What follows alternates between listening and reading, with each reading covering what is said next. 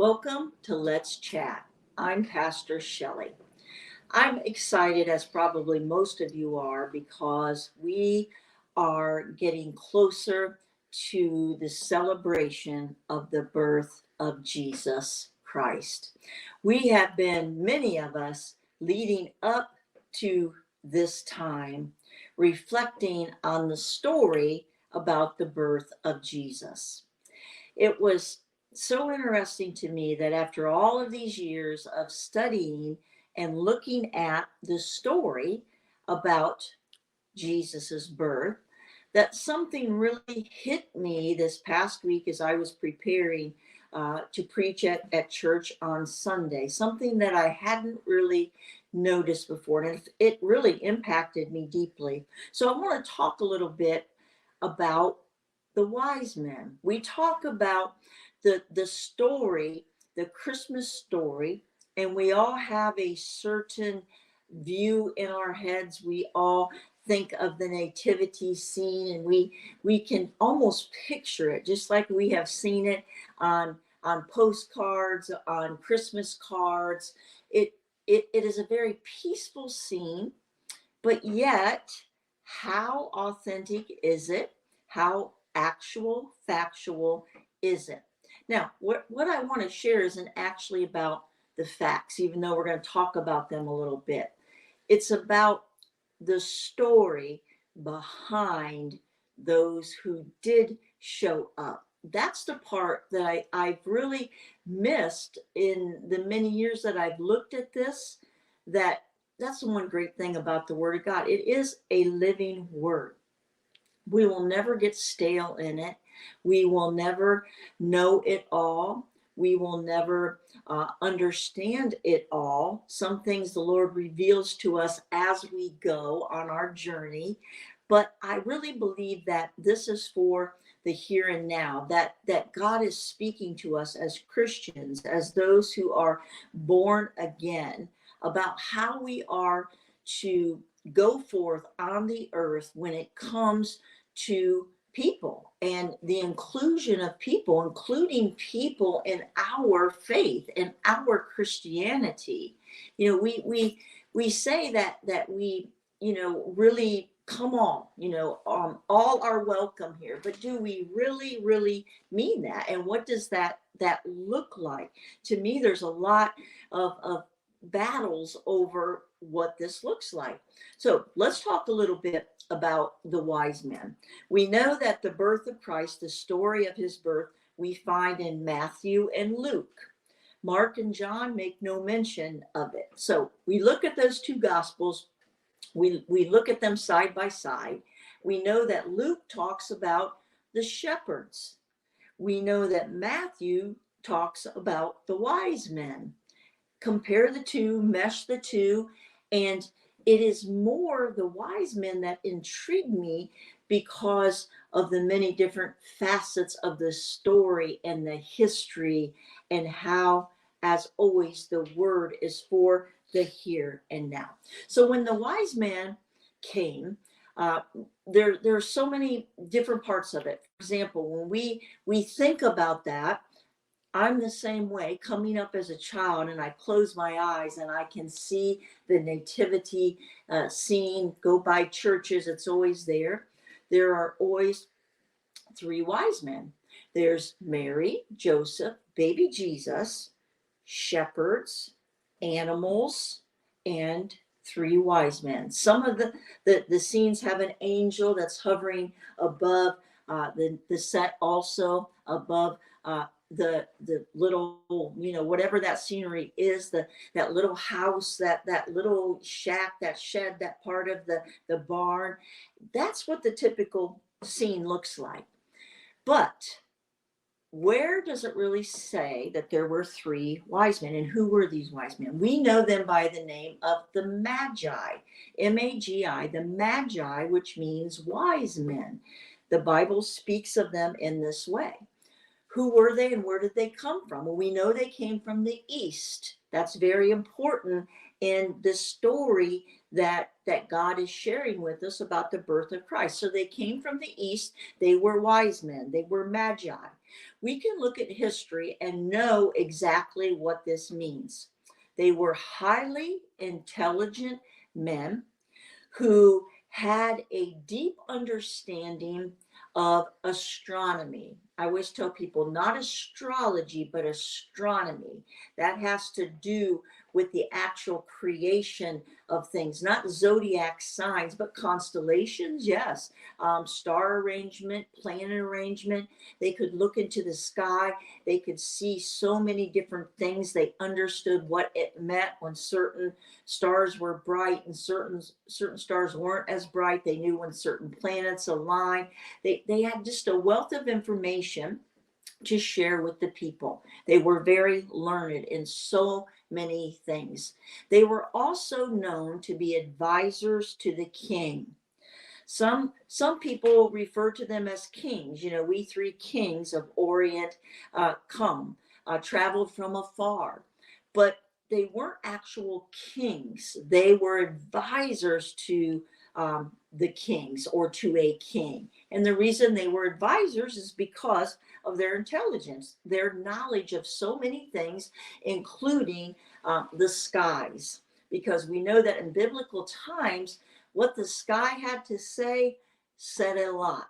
And people wanted to know that. So, yes, these men were very prestigious.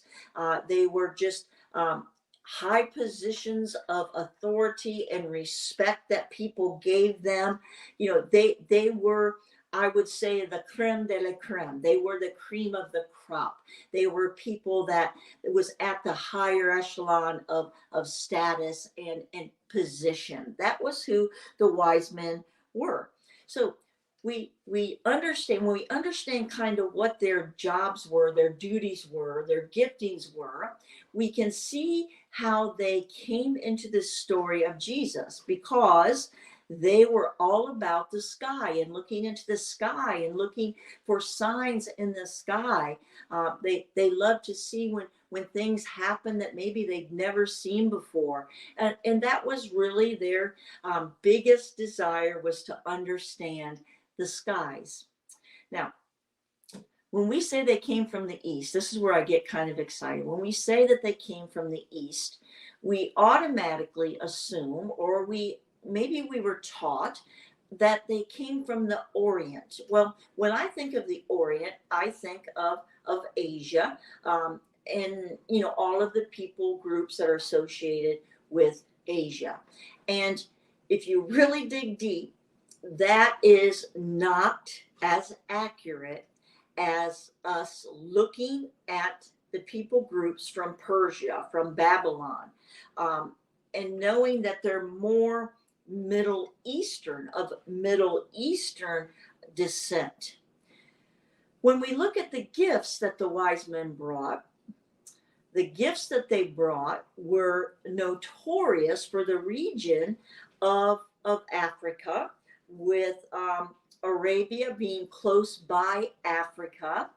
Africa was known for its gold mines. It had just a lot of gold reserves, gold mines that people from Arabia, from the Middle East could go and get this gold. Same thing with the myrrh. There, you know, the trees were there, the frankincense and myrrh. There were everything that they needed to make these three gifts to take to where Jesus was born.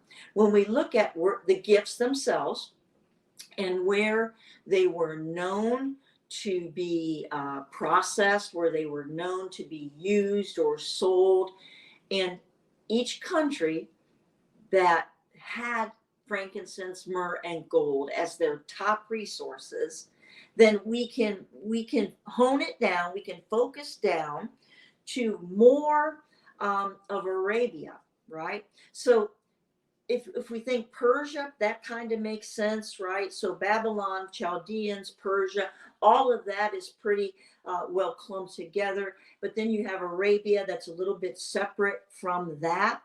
This is Iran. So when we look at that, it is modern day Iran and possibly parts of Iraq, that the geographical location of where the kings came from, that we can whittle down the information to get it close to that area.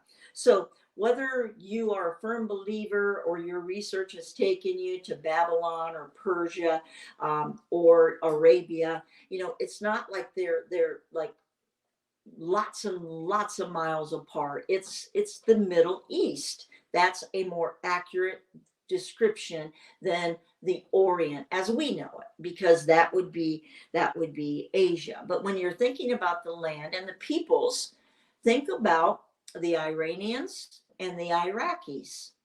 That's where the wise men came from. Now, I always think, well, why did they travel so hard and work so hard at getting to where Jesus was? It was like close to 900 miles that they had to traverse through the desert to get to Bethlehem.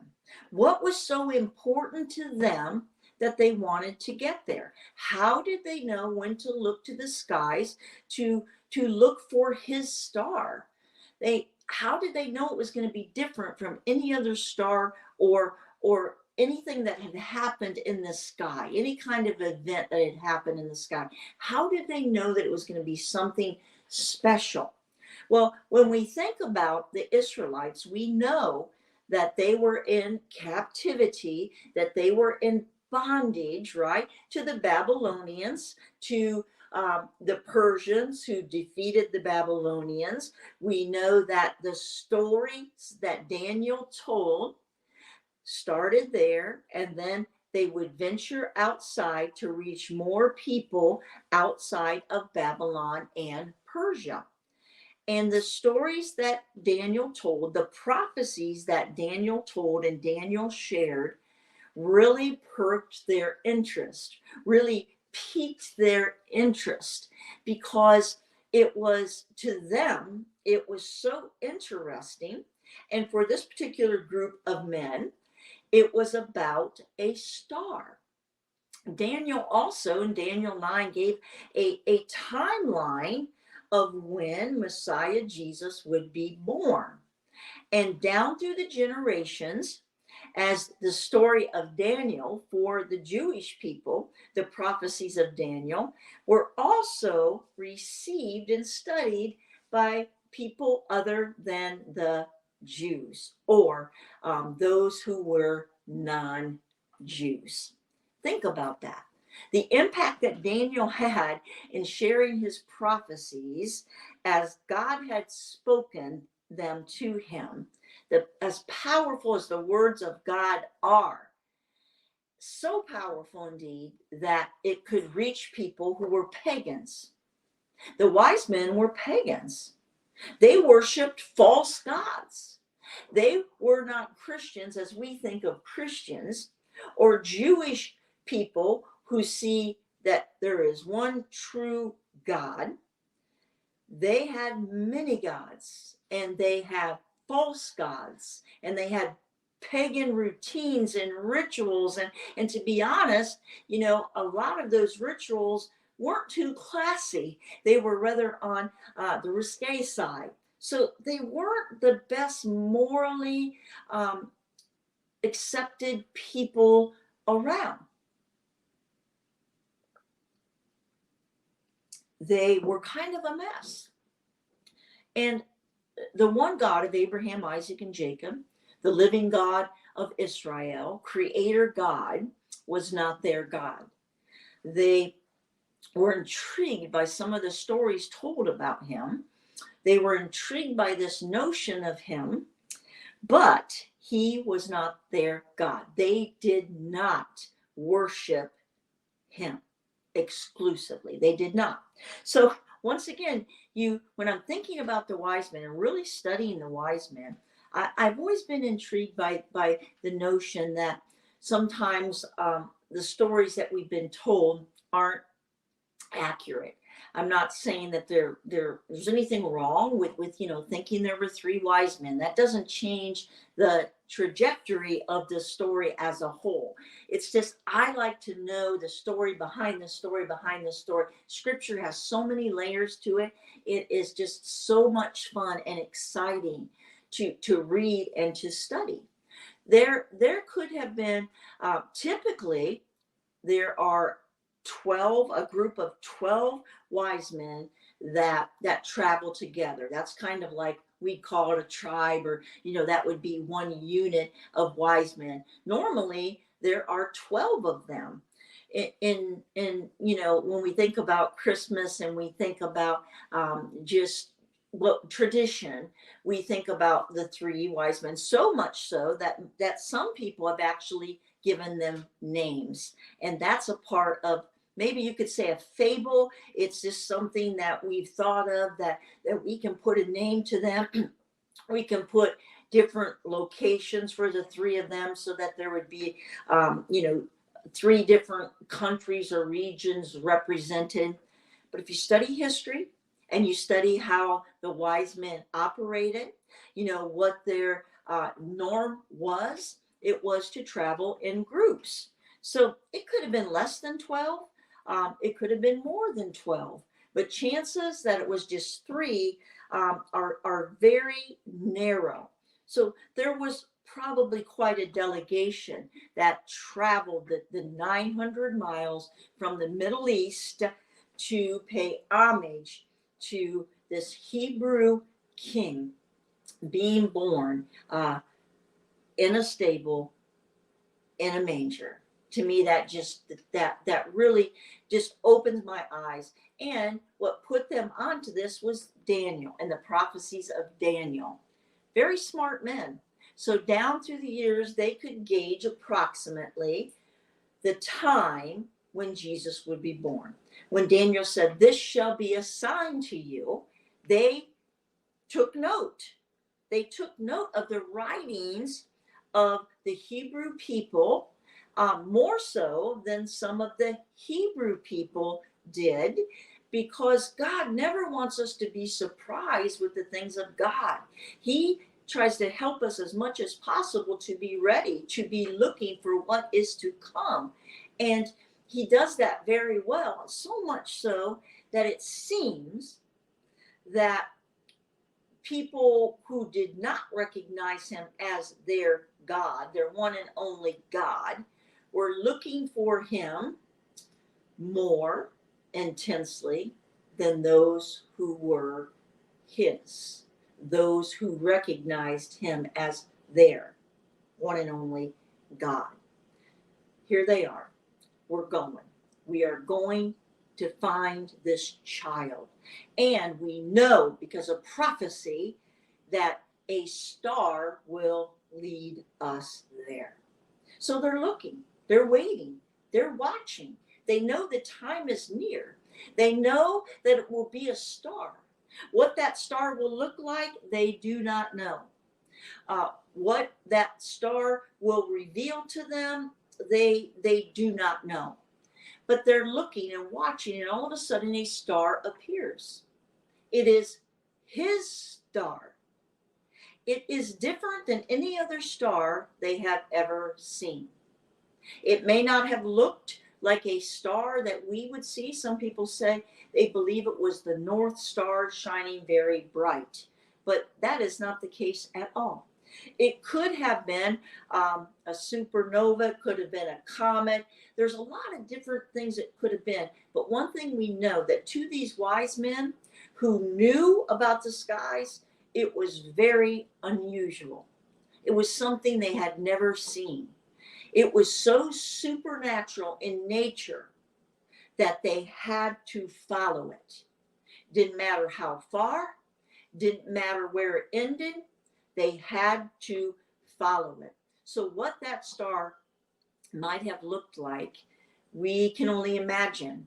We know it had to have been something quite amazing, quite different, quite intriguing, perhaps just very exciting and awe-inspiring.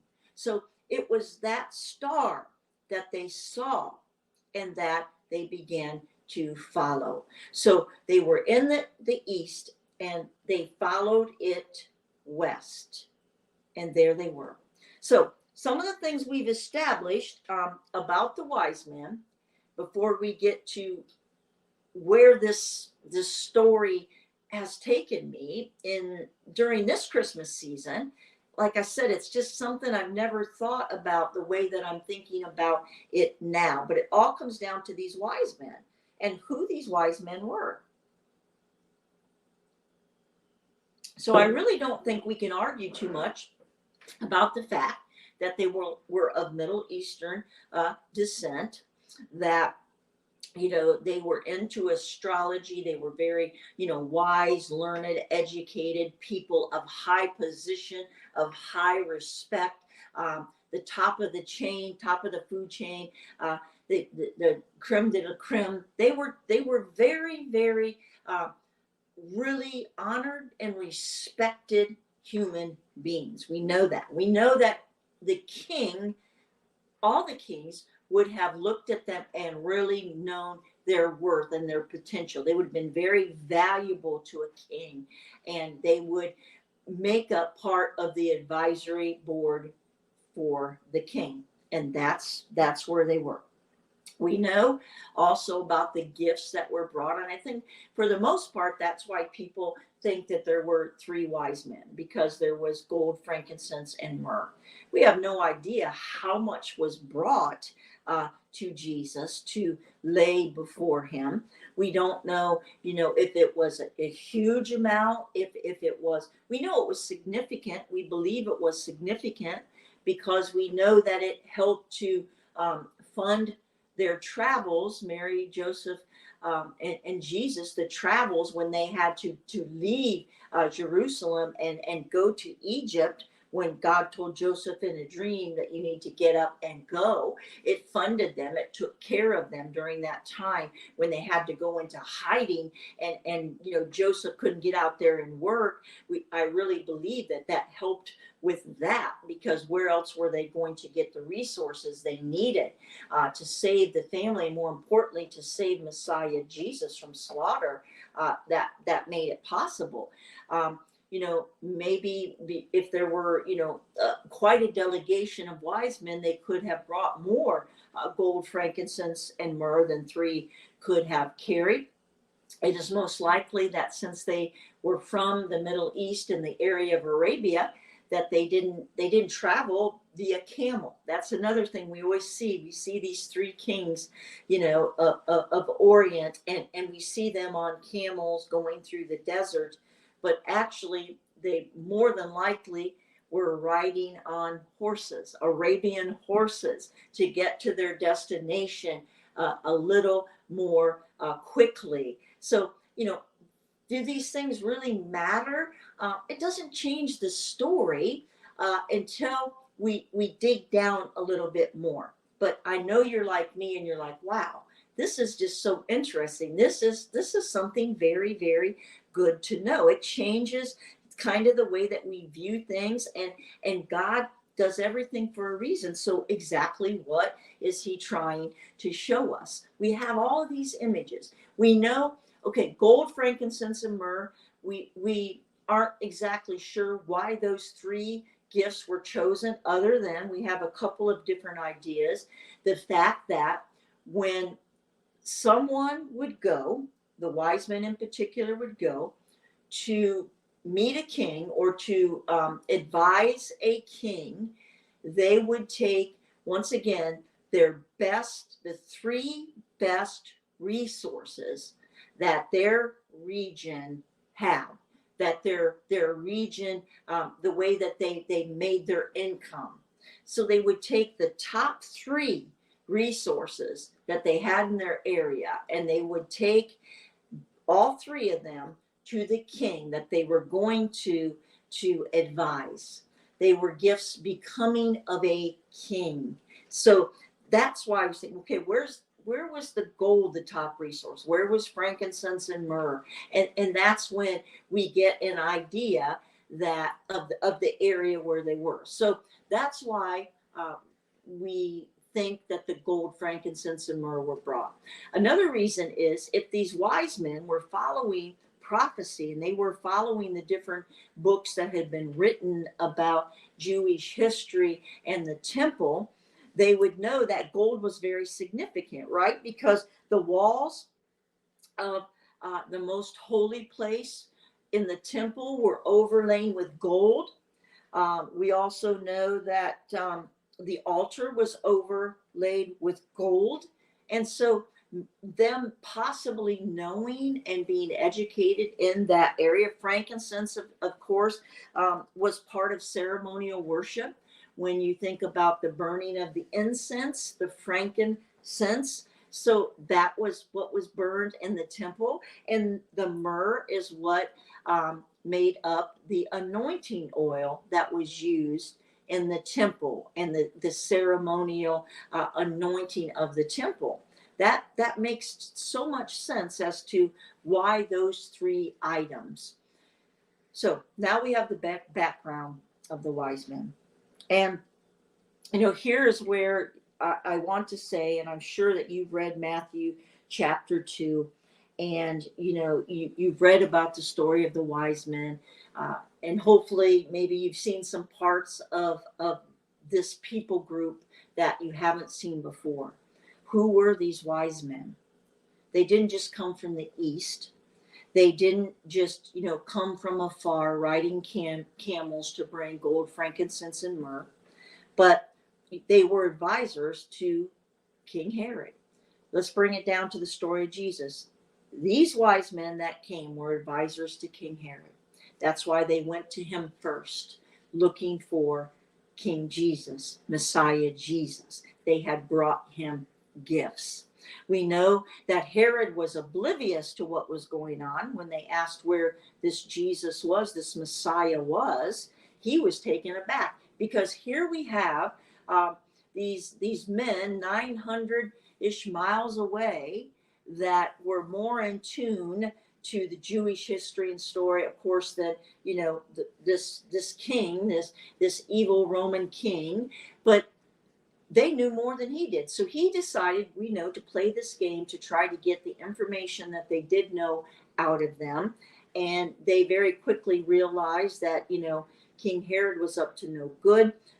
They decided to go and continue to search, and King Herod just got, so angry, and the people were angry about, this news that Jesus, this baby that would become Messiah and be, called King of Kings and Lord of Lords, was about to be born. It was just a mess. But the wise men found their way to where Jesus was. Now, did they get there at the same time as the shepherd boys? No, they did not. All of this took time. It took time from the time they saw the star to the time they traversed all the way through the desert, to the time that they got to King Herod and went through whatever rituals they went through with him, at whatever advisory time they went through with him, and then to kind of backtrack to get to where Jesus was. They say it was anywhere from 6 months to 24 months or 2 years before they actually got to King Jesus. We know that the shepherds the night that Jesus was going to come to earth, we know that an angel heralded them and proclaimed that Emmanuel was to be born, told them, now is the time. And we know that they left their flocks at night to go and to worship baby Jesus. They indeed were at the manger scene that night. But then they had to go back to work. They went back to their fields. And the wise men didn't come until Jesus was a boy in a house. His parents had found a place, a residence for them to stay and for them to live. And now he was a boy living in a house. And the wise men came to this house. And of course, they knew they couldn't go back to Herod. They were told in a dream. They went another route. They left. So Jesus could have been anywhere from 6 months old to 2 years old. And this is why King Herod, when he finally put it together, he finally started looking at timelines, said that he wanted every firstborn male 2 years and under to be murdered. That's why he picked that time frame, because Jesus could have been, all the way up to 2 years old by the time that he understood something had happened and the time that the wise men got to them. So he didn't want to take any chances, thinking it could be, but here we are. And now we know what King Herod does. It's a horrible thing that he does. Indeed, he gave orders to go out and to murder every firstborn male 2 years and under. And there was much weeping and crying, and what a horrific thing. But Mary and Joseph had been given heads up by God, and God had told them to get up and to go to Egypt. And that's what happened. When I think about, once again, the power of God, the fact that God is in everything, I think about who was a part of that birth scene, the first part of the life of Jesus, when he was a baby, an infant, and a child. Who did God allow to be a part of that? Who did God orchestrate to come and be a part of honoring King Jesus? He does everything for a reason. So here come the lowliest of people in position, in money, in couth, in education, the shepherds. God ordained for them to be told by the angel about Messiah Jesus so that they could come and pay him homage and worship him. The shepherds that came, they were poor. They were usually dirty and unbathed for months at a time. They were not highly educated. They were actually looked down on by so many of their peers. But God ordained for them to come and honor Jesus. And on the other end of the spectrum, you have these men from the Middle East, high class, highly intelligent, wealthy, very much respected foreigners that God ordained to follow the star of Messiah, Jesus, to where he was. What a dichotomy of people that God chose to be a part of the birth story of his one and only son, Jesus. He could have brought anybody to the stable. He could have brought anybody to the house to warn and to proclaim their honor and their respect. But there were 3 pagans from Middle Eastern descent who were foreigners. They were not Jews. They were not even close to being Jewish. Yet God included them in this beautiful seasonal story of the most precious birth ever in humankind. So as I was reading and studying, that part really hit home with me, especially with so much of what's going on in our world, with the hate and the exclusion here and exclusion there, and how God himself gave us a model in the birth of Jesus of inclusion, that he included these pagans that worshiped false gods, that were from an area known to be enemies of Israel and the Jewish people, and who, really weren't a part of them, but who came to honor this king. And we know that they honored Jesus well, and they bowed down, and that, we don't know what happened during that actual encounter, but I know they didn't leave the same, even though he was no longer this infant, to be moved by what they saw. So why did God include foreigners, these people that were on the outside of the entirety of this Jewish story and the Hebrew nation, because God wants us to check our hearts and to stop excluding people because of their social economic class, because of their past, because of who they are, where they came from, the color of their skin, the things that people struggle with. You know, all we can do is lead them to Jesus, just as the star led the wise men to Jesus. That's all we can do. Lead them to Jesus. That is all he asks of us. And he showed that to us so powerfully in this story.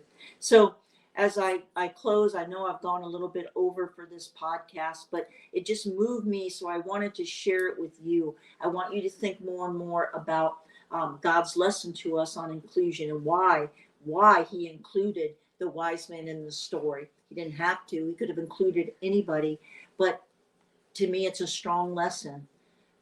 He led them to Jesus by the star. And it is at that point that God was happy they were there. Let us lead all peoples to Jesus, and allow Jesus to do the rest. Merry Christmas, and God bless you.